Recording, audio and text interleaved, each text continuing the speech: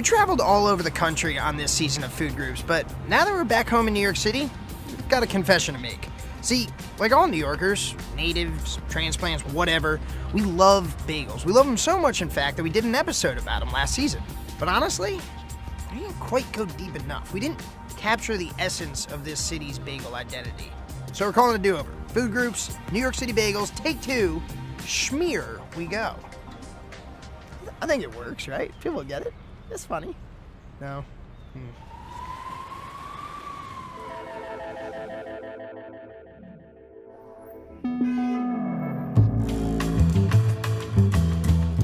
New York didn't invent bagels. Most scholars agree they arrived here thanks to Eastern European immigrants around the turn of the 20th century. So why are they such a defining part of New York City's food life? To kick off our bigger, better New York City bagel tour, we met with Ben Wagenberg, a native New Yorker who's made him a defining part of his life as a certified bagel tour guide. I was born right near here on 16th Street. I grew up in Stuyvesant Town, so it just turns out that I stayed here in Manhattan. I run Ben's Bagel Tours, been doing it for about 4 or 5 years, and I called it Ben's Bagel Tours basically because 1, it gets a smile on your face, 2, it's an iconic symbol of New York, and 3, everybody who starts one of my tours gets a fresh bagel. Thank you very much. There you go. Excellent. This is from Tompkins Square Bagel, which is right up the block, and it's one of the better bagels that you find in New York. Tell me, let's talk a little bit about bagel history here in New York. It really came when you had the immigration of Eastern European Jews, especially those from Poland. They had bagels and they were easy to make. It's a way for people to make business. When it became more and more commercialized, yes, you did have a union. There was the Bagel Bakers Union. What killed them all, so to speak, was when Murray Lender invented his process to freeze bagels. And it then became easier for people to buy. It became more generic. One thing that's also part of the bagel tradition is smoked salmon. Lox. Do you know why or when exactly the lox became a part of the bagel tradition? Well, that's one time where, after Yom Kippur, after fasting 24 hours, that's true. A lot of people would eat that, or people would eat that in the morning, or especially like on a Saturday or Sunday morning. And then, when the food like the bagel became more specialized, so did smoked salmon. Yeah. It became more, not just for a small group of people, it became more accepted and more desired. Mm-hmm. Is there anywhere in New York that does it still? Oh, absolutely. If you want to see how they actually make smoked fish, and you want to go to ACME Smoked Fish.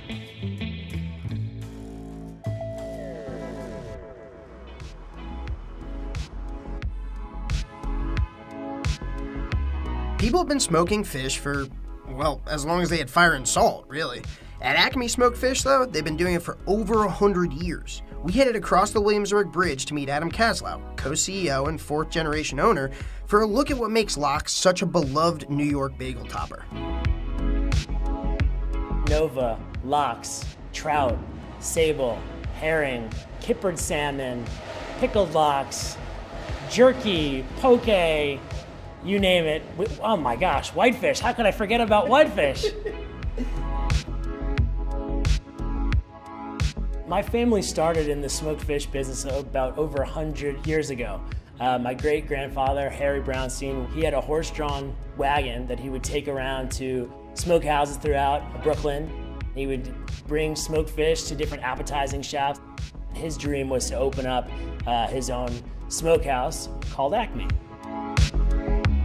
The most common smoked salmon is cold smoked salmon, otherwise known as Nova or Lox, or I'm sure there's some other bubby names that exist in there. And you can either wet cure or dry cure fish. It's then brined for several days, depending on the size of fish, then put into the oven for smoking. We use a fruit wood chip blend. That plate will burn those chips, and the smoke is injected into that oven. Mm-hmm. After that, the fish is packaged and shipped to your local bagel store or deli for fine consumption. When I mention it to my friends who aren't from New York, they're kind of, well, that sounds a little weird, man. Why do you think that lox and bagels and lox and schmear have become more of a New York thing? I think in the same way that the deli business, a pastrami sandwich maybe was once a Jewish icon. Bagels have the same egalitarian notion to them. What would New York be without a hot dog cart? And I think the same can be true about bagels and lox. I don't know that I'm necessarily saving the world by making smoked fish, but I certainly hope we're bringing a little bit of joy, because food is what fuels this city, besides coffee, I guess. And anxiety. And anxiety, right.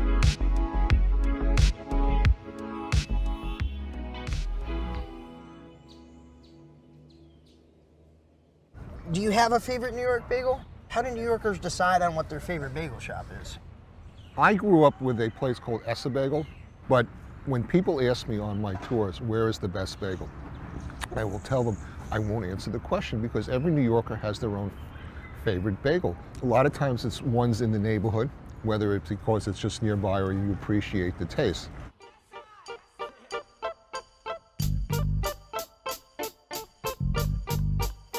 We're in Brooklyn, New York. I'm from Brooklyn, New York. I've been a Jew for about 43 years, and I've eaten bagels for nearly that entire time, as long as I've had teeth.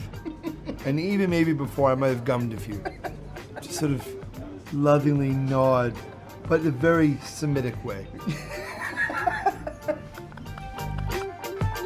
If he's not in Brooklyn, his hometown, Adam Richman could be pretty much anywhere. The culinary traveler, author, and TV host is known best for his shows like Secret Eats and Man vs. Food that have him eating all over the world, but when he's not filming, he still calls Brooklyn home. I grew up in kind of the Gravesend area of Brooklyn, Homecrest between T and U. Moved to Canarsie, to the Starrett City Project with my mom, and then now I live not far from here. Growing up, I have vivid memories of like eating bagels and watching like ball games with my dad, or they used to show kung fu movies in New York on the weekends, Three Stooges, and Yoo-Hoo and bagels, man. I don't know why. There's something about like seeing like the knots and seeing the actual twisted dough and seeing like that kind of craftsmanship.